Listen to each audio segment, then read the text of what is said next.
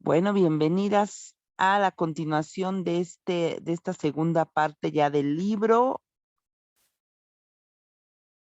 en nuestro capítulo 6 y vamos a ver el caso de Sandy que se llama Sandy, me voy a morir.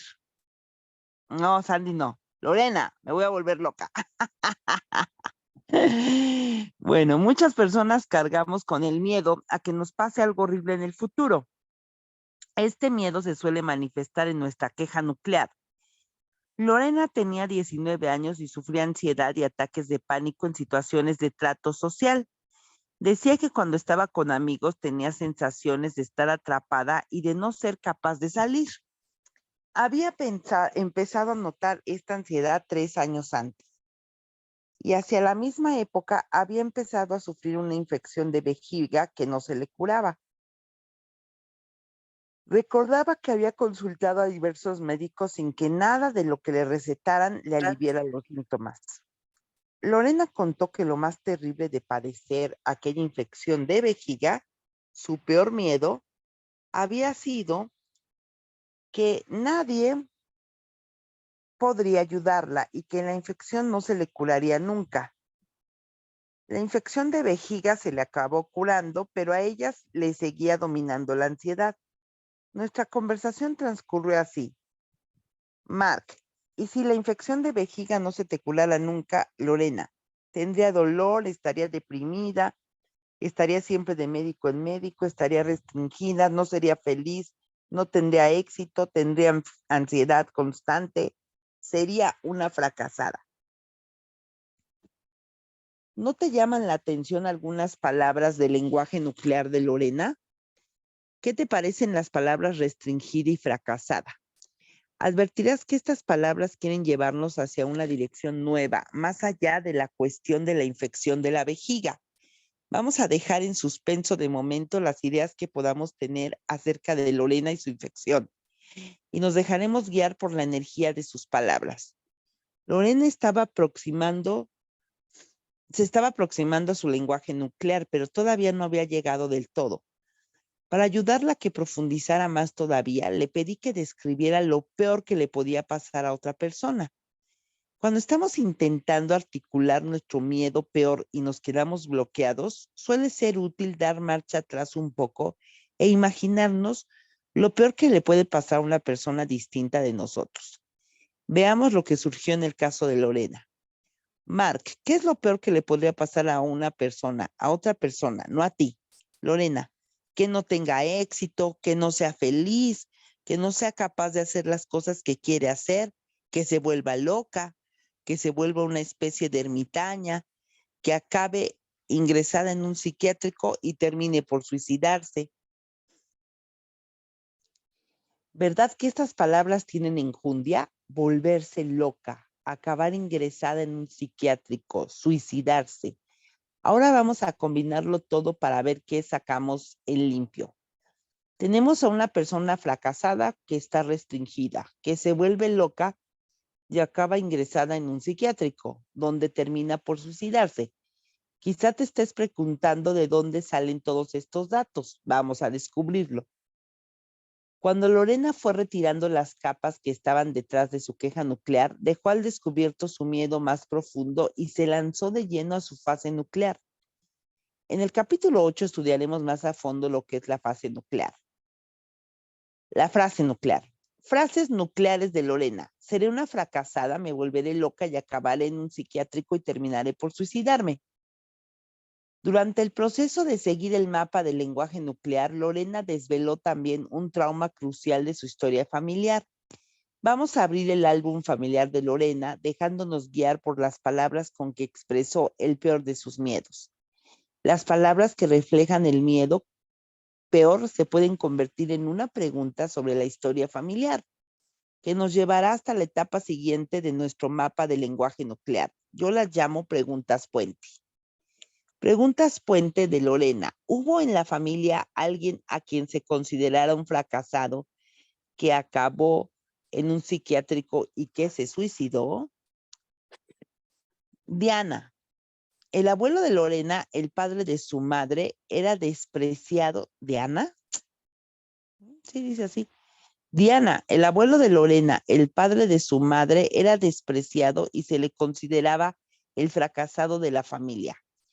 Estuvo ingresado varias veces en clínicas psiquiátricas y terminó suicidándose, estando ingresado. En la generación siguiente, la tía de Lorena, hermana mayor de su madre, también había sido rechazada por la familia y tachada de la fracasada loca. También ella había estado ingresada varias veces en centros psiquiátricos. La familia, avergonzada por la conducta de la tía, no solía hablar de ella casi nunca. Sin confesarlo, esperaban que se suicidara como hizo su padre. Cuando los miembros de la familia hacen vidas infelices o corren una suerte muy difícil, suele ser más fácil rechazarlos que sentir el dolor de quererlos. Suele ser más fácil sentir ira que tristeza. Parece que la familia trató a aquella hermana con ira por este motivo. Era más fácil rechazarla que quererla. Como vimos en el capítulo 3, el destino de los miembros de la familia que sufren rechazo suele repetirse. Así sucedió con el abuelo fracasado rechazado y en la generación siguiente con la tía fracasada rechazada. Ahora le tocaba a Lorena completar el triple de fracasados y ampliar el dolor a una tercera generación. El duelo por un suicidio en la familia puede ser dificilísimo. Los familiares suelen sentir ira hacia la persona que se ha marchado de una manera tan trágica, quitándose la vida. Más aún, es la familia la que tiene que cargar con las consecuencias del suicidio, la vergüenza, la turbación, las imágenes terribles, los asuntos sin resolver, las deudas económicas, la incertidumbre religiosa. Este destino rondaba a Lorena, pero todavía no era inevitable. Cuando Lorena hubo entendido que los miedos que portaba no surgían de ella, fue capaz de dejárselos a sus legítimos propietarios. Le pedí que visualizara a su abuelo y a su tía como si los tuviera delante. Lorena manifestó espontáneamente sentimientos genuinos de amor hacia los dos. Se imaginó que le estaban apoyando para que estuviera bien y que le bastaría con exhalar la ansiedad de su cuerpo y enviársela a ellos. Pasó varios minutos respirando y me dijo que sentía el cuerpo más ligero y más en paz.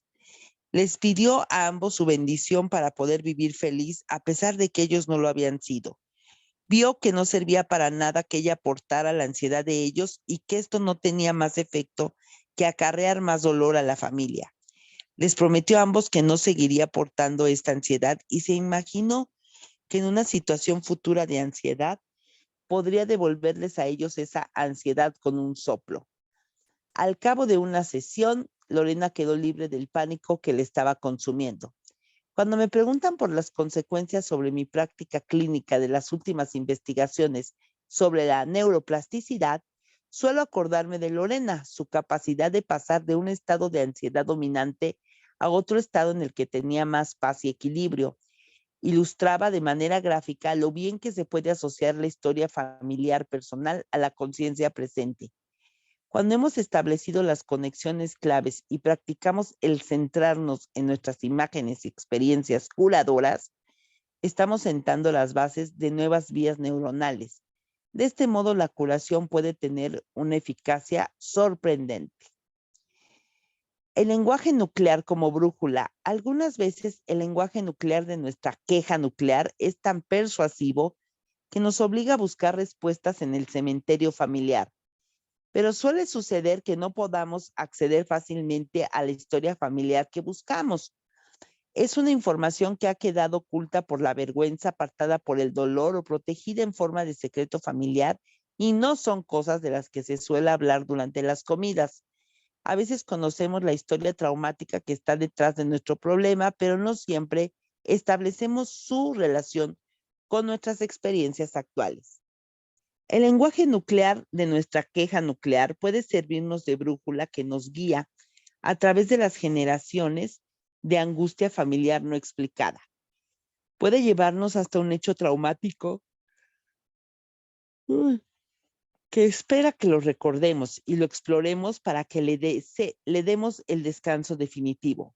Encontrarás a continuación una lista de preguntas que pueden ayudarte a desentrañar una parte del lenguaje nuclear de tu queja nuclear. Responde a cada una de ellas con todos los detalles que puedas. Ten la mente abierta, no cambies ni enmiendes tus respuestas. Las respuestas a estas preguntas pueden arrojar luz sobre la relación entre tu problema actual y un trauma de tu historia familiar. Ejercicio escrito número 2. 10 preguntas que generan lenguaje nuclear.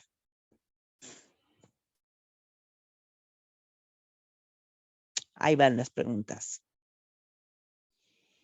¿Qué estaba pasando en tu vida cuando te apareció por primera vez el síntoma o el problema? Acuérdense de tener su cuadernito y su lápiz. Para esto, obviamente, hay que contestar ya teniendo identificado el síntoma, ¿ok? Algo que les esté pasando, como lo vimos en el ejercicio pasado, ¿no? Algo que esté ahí haciéndoles ruido, que las esté haciendo sentir incómodas, que las esté saboteando, que no las deje avanzar. Pueden ser síntomas físicos.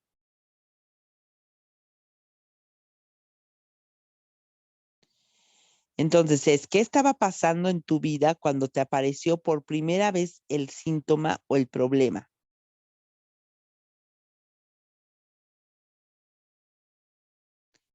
Dos, ¿qué estaba pasando poco antes de que empezara?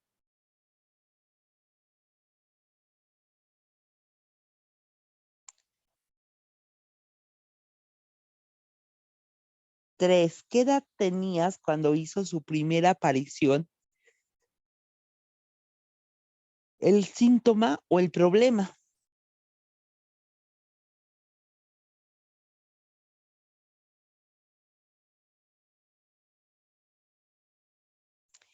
¿Pasó algo traumático a un miembro de tu familia cuando tenía una edad parecida?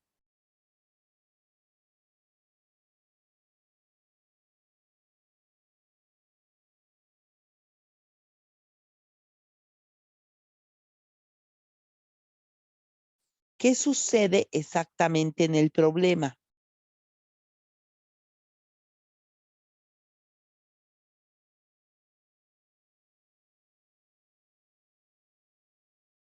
¿Cómo lo sientes en los momentos peores?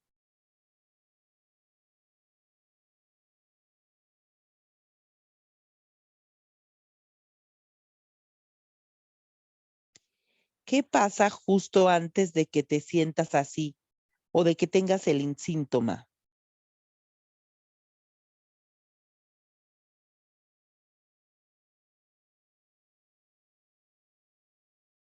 ¿Qué cosas lo alivian o lo agravan?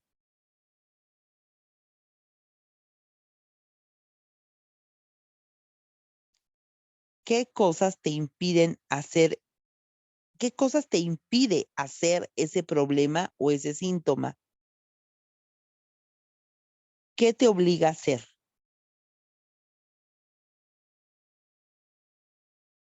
Si esa sensación o ese síntoma te duraran para siempre, ¿qué sería lo peor que te podría pasar?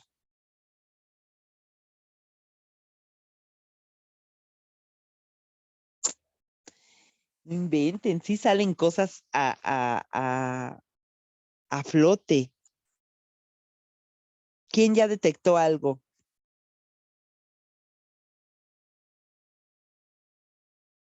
Vamos a hacer este ejemplo con lo del miedo a estar sola, ¿vale? ¿Qué estaba pasando en tu vida cuando te apareció por primera vez el síntoma o el problema? En mi caso, eso de tener miedo a estar sola. ¿Qué estaba pasando en tu vida cuando te apareció el primer síntoma? Mi mamá no estaba. Mi mamá se iba al hospital a dejar a cuidar a mi abuelita, que estaba internada, ¿no? ¿Qué estaba pasando poco antes de que empezara? Pues siempre estábamos juntas las tres, nunca me dejaban sola, ¿no? Siempre había alguien en la casa. Aunque mi mamá saliera, mi abuelita siempre estaba aquí, o sea que si mi mamá llegaba a salir alguna cosa, yo me quedaba con mi abuelita. No había problema. ¿Qué edad tenías cuando hizo su primera aparición el síntoma o el problema? Yo creo que tendría alrededor de unos 5 años. ¿Pasó algo traumático a un miembro de tu familia cuando tenía una edad parecida? ¡Ay, santo Dios! No inventen. Pues sí, a mi mamá.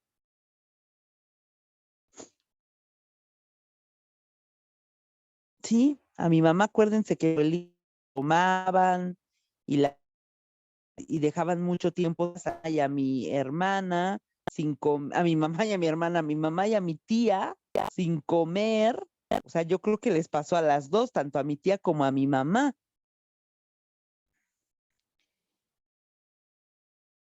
¿Qué sucede exactamente en el problema? Bueno, me da miedo la oscuridad, me da miedo la soledad en la casa, o sea, un espacio donde yo esté solamente solita, solita, solita, solita, y donde sea un espacio grande, así como que haya muchos rincones, ¿no? Una casa. ¿Cómo lo sientes en los peores momentos? Me da angustia en el estómago. Empiezo a sentir mucha angustia, es como si el estómago se me encogiera. ¿Qué pasa justo antes de que te sientas así o de que tengas el síntoma? Mm, muchas veces pasa que me duermo, ¿no? Y despierto y a lo mejor mis hijos no están porque salieron, su papá tampoco está, mi prima que vive aquí, mis sobrinos tampoco están, o sea, me doy cuenta de repente de que estoy sola. O sea, es como un de repente. ¿Qué cosas lo alivian o lo agravan? ¿Qué cosas lo alivian? Mis perros, ¿no? Si está Kira conmigo, pues como que no me siento tan mal, pero hasta contagio a la pobre Kira con el miedo.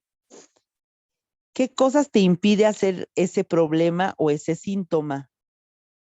Me paraliza, me quedo aquí en la casa, arriba, en donde esté. Si estoy abajo, pues me quedo abajo, no subo a la planta alta. Si estoy en la planta alta, no bajo, o sea, me quedo así como paralizada, como, sí, sí, inmovilizada.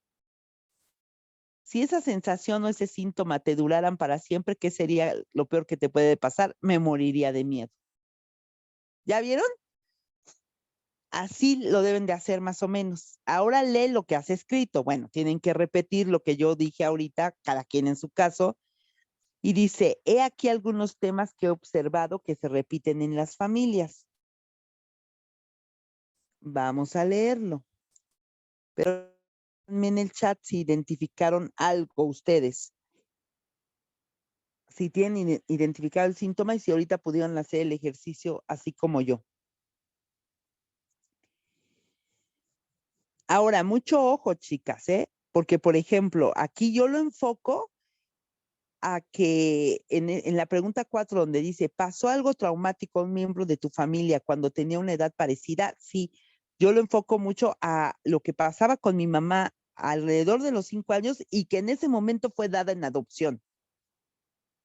Pero acuérdense que yo también no tengo mucha información por el lado de mi papá. No sé si también pueda venir por el lado de mi papá a él, mi abuela paterna, a una tía, o sea, yo trabajo el síntoma con la información que tengo del lado de mi familia materna, ¿ok? Pero acuérdense que el cuerpo guarda memorias emocionales, aunque no conozcamos los traumas que pudieron afectar a la familia, ¿ok? Entonces, bueno, vamos a ver qué dice este. Lenguaje que se repite. ¿Hay lenguaje que te parece que no encaja en el contexto de tu experiencia vital? Caso de haberlo, ¿puede pertenecer este lenguaje a otro miembro de tu familia? Edades que se repiten. ¿Existe alguna relación entre la edad que tenías cuando te apareció el síntoma o el problema y la edad de un miembro de tu familia cuando tuvo que pasar por una dificultad o un sufrimiento? Si, por ejemplo, tu padre o tu madre murieron jóvenes, tú a tu vez puedes desarrollar un problema o un síntoma que te limita la vida de alguna manera cuando alcanzas la misma edad que tenía tu progenitor al morir. Te puede resultar difícil inconscientemente ser feliz o hacer una vida plena cuando pasas de la edad de la que se murió tu padre o tu madre. Tu problema o tu síntoma pueden aparecer, incluso cuando es tu hijo el que alcanza la edad que tenías tú cuando murió tu padre o tu madre. Hechos que se repiten. A veces nos invade inesperadamente un miedo, una angustia u otro síntoma cuando llegamos a un hito determinado de nuestra vida. Nos casamos o tenemos un hijo, nos rechaza nuestra pareja o nos vamos de casa. Entonces, de pronto, como si se nos activara dentro un reloj despertador ancestral, empieza a aparecernos un síntoma. Cuando pasa esto, debemos preguntarnos si algún miembro de nuestra familia tuvo que sufrir o luchar del mismo modo cuando vivió un hecho similar. Siguiente, emociones, conductas y síntomas que se repiten. Haz memoria. ¿Qué fue lo que desencadenó tu problema o tu síntoma y lo puso en marcha? ¿Qué estaba pasando en un segundo plano? ¿Te abandonó alguien? ¿Te sentiste ofendido, rechazado o abandonado? ¿Pasó algo que te incitara a rendirte o a dejarlo todo? ¿Tu problema o tu síntoma reproducen o recrean una experiencia o situación determinada de tu primera infancia? ¿Se asemeja en algún sentido a algún hecho de tu historia familiar? ¿Se parece a alguna cosa que le pasó a tu madre, a tu padre, a tu abuelo o a tu abuela? Las respuestas a estas preguntas pueden desvelar pistas significativas a la hora de desentrañar una relación familiar. Las quejas y síntomas como pistas para la resolución. ¿Qué cualidad concreta o qué mensaje esencial caracteriza a la queja o al síntoma que intenta expresarse? Si observas tu queja o tu síntoma con imaginación, puede ser una expresión creativa que te conduzca a completar algo, a curar algo, a integrar algo o a separarte de algo. Quizá de un sentimiento que has asumido a pesar de que nunca fue tuyo. Puede que tu síntoma o tu problema te esté forzando a dar un paso que no has dado, un paso que ya no puedes seguir ignorando. Es posible que se te esté pidiendo que completes una etapa de tu desarrollo que quedó interrumpida cuando eras pequeño. Puede que tu síntoma o tu problema te esté recreando una sensación de desvalimiento cuya función sea acercarte más a tus padres. O bien puede que a la inversa tu síntoma o tu problema te esté forzando a desarrollarte y a independizarte de ellos. Quizá te esté enseñando que tienes que terminar una tarea o que seguir un camino que abandonaste. Puede que hayas despreciado una parte de ti que es joven o fragmentaria y que se expresa en forma de síntomas. Puede que hayas descuidado una frontera personal que ya no puedes seguir pasando por alto. Otros síntomas y quejas también pueden conducirnos a arreglar una situación personal rota o ayudarnos a curar un trauma personal, obligándonos a afrontar finalmente unos sentimientos que llevamos reprimiendo desde hace mucho tiempo.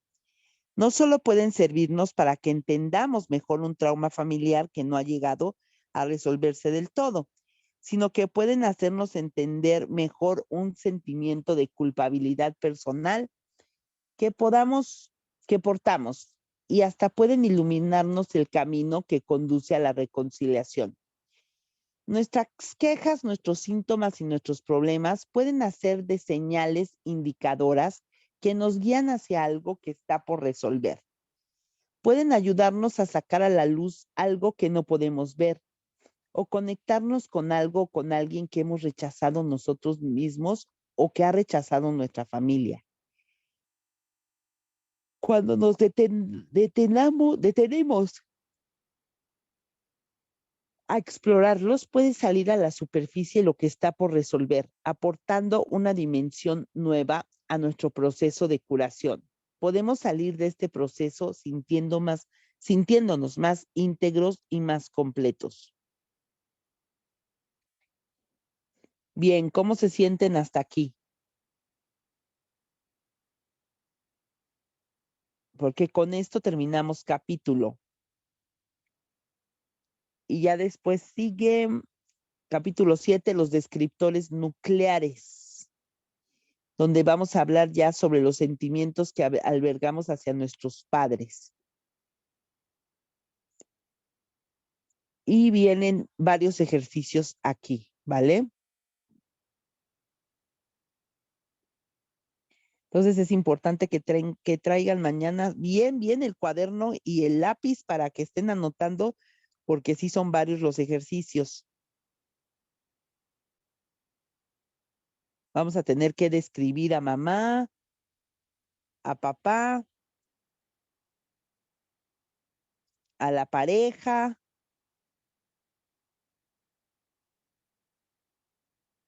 Pero antes de avanzar, sí necesito que repasen esta lección, ¿ok? Es importante que empiecen a detectar el lenguaje nuclear, porque si se saltan estos pasos, chicas, va a pasar como con otros libros, que nada más leemos, pero pues sí, ya leímos y uy, qué padre, ¿no?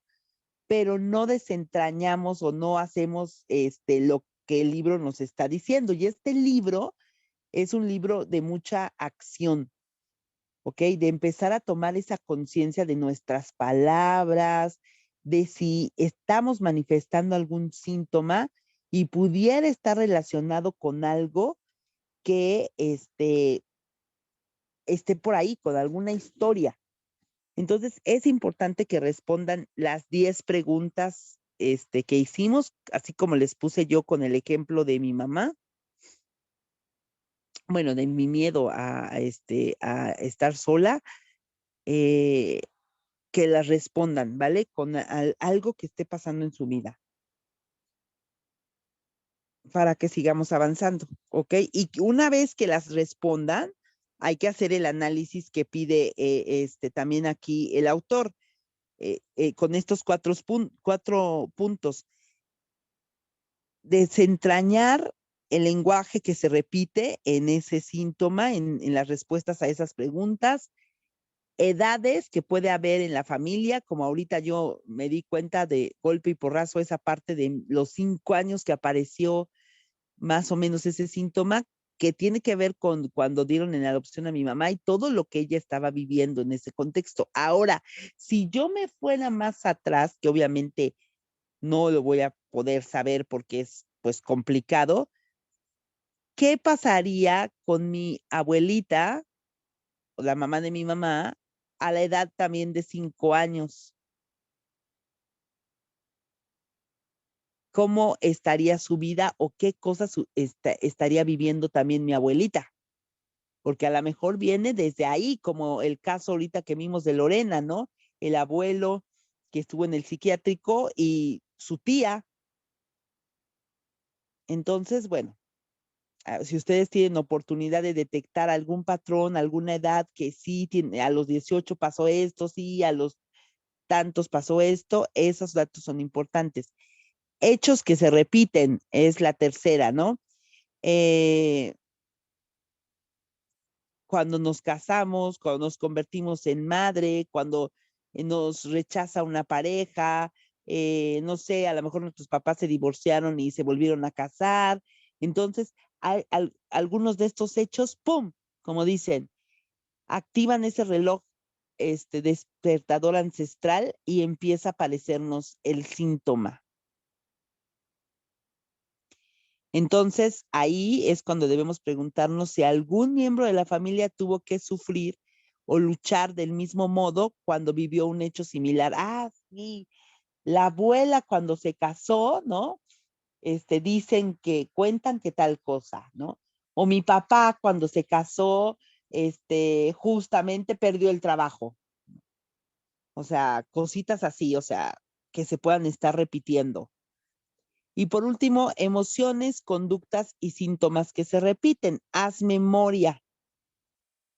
¿Cuál fue el hecho que desencadenó tu problema o tu síntoma y lo puso en marcha? Esas preguntas están buenísimas. ¿Qué estaba pasando en un segundo plano? ¿Alguien te abandonó? ¿Te sentiste ofendido? ¿Pasó algo que te incitara a rendirte o dejarlo todo? O sea, tu síntoma se va hacia la primera infancia. ¿Se parece a alguna cosa que le pasó a tu madre, padre, abuelos? Entonces, hay que hacer esto a conciencia, ir al fondo. Fíjense, otra cosa que agravó a mí mi problema que tengo es cuando falleció mi mamá. Ok, mi mamá falleció y yo empecé a tener insomnio. No podía dormir. O sea, eso me pasa también de repente frecuentemente por periodos, pero como que lo ataco de manera física, no emocional. Entonces no podía dormir y no podía dormir y de verdad ya llevaba semanas sin dormir, ya estaba pensando ir a la clínica del sueño porque ya no podía con mi cuerpo, con mi mente. Además pues estaba yo trabajando y era de verdad de repente sí se me iba en la onda bien cañón, por lo mismo de que no estaba yo descansando bien.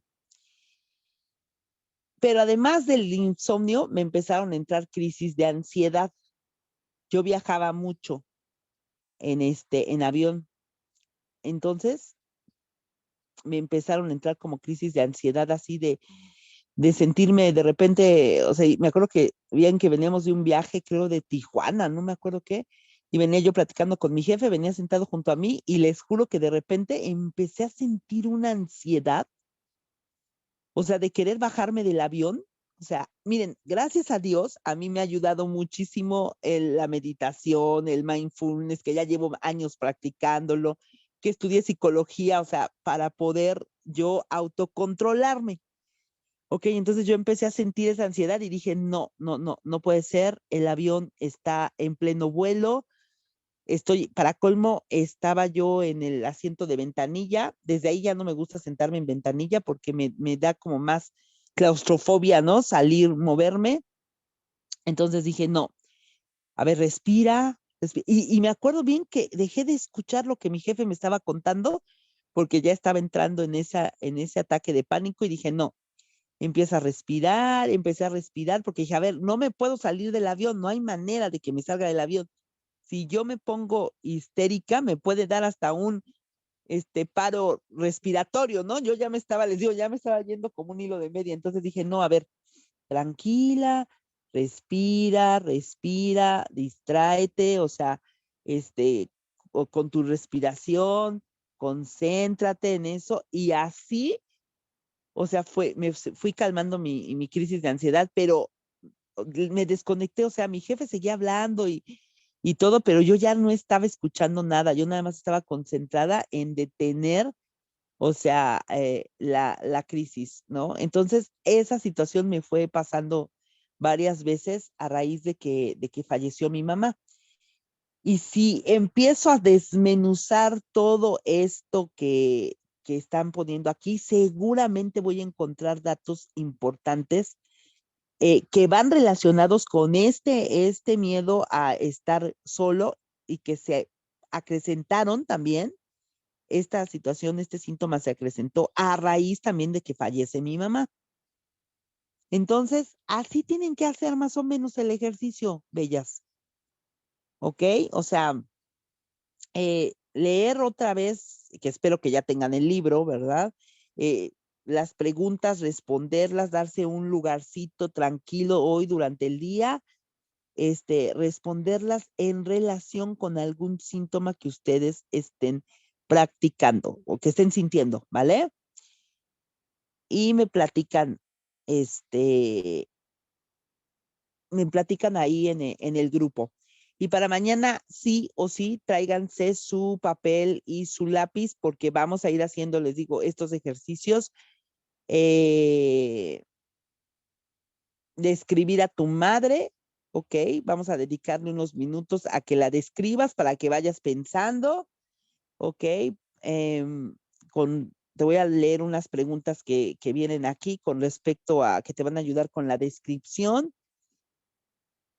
y también a tu papá y también a tu pareja. Dice aquí, bueno, ejercicio número 5, describir a tu pareja, amigo íntimo o a tu jefe, ¿no? Alguien con quien traigas por ahí algo. Entonces, les voy a dar unos minutitos para que hagan estas descripciones y vamos a seguir continuando con las explicaciones que da el autor. Es un capítulo corto mañana, el capítulo 7, nada más que sí trae esos ejercicios. Ok, capítulo 8 también trae ejercicios. ¿Va? ¿Alguna duda?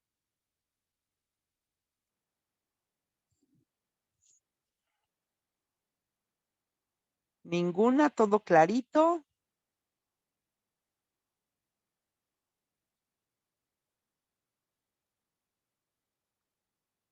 Nada por aquí, nada por allá.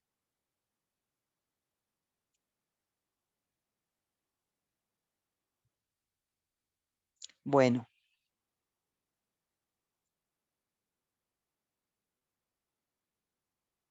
entonces hacen los ejercicios, ¿vale? Hacen los ejercicios y me ponen ahí en el grupo qué descubrieron y a ver si llegan con algún dato, alguna historia interesante para mañana. Sus retros se las voy a ir dando en el transcurso de la semana porque ahorita traigo mucho trabajo, entonces ahí en mis ratos de ocio leeré sus tests, pero váyanlo subiendo. Ya vi que ya subió Mayra, está Caro y Alicia, que mandaron también ahí. Alicia mandó audios. Entonces, váyanlos subiendo para que los resultados, para que también avancemos con esa parte del taller. Y bueno, recuerden que el sábado tenemos la clase 3, ¿ok? Les mando un abrazo. Cualquier duda, cualquier cosa del libro o del taller, pónganla en el grupo. Que tengan un excelente martes. Adiós.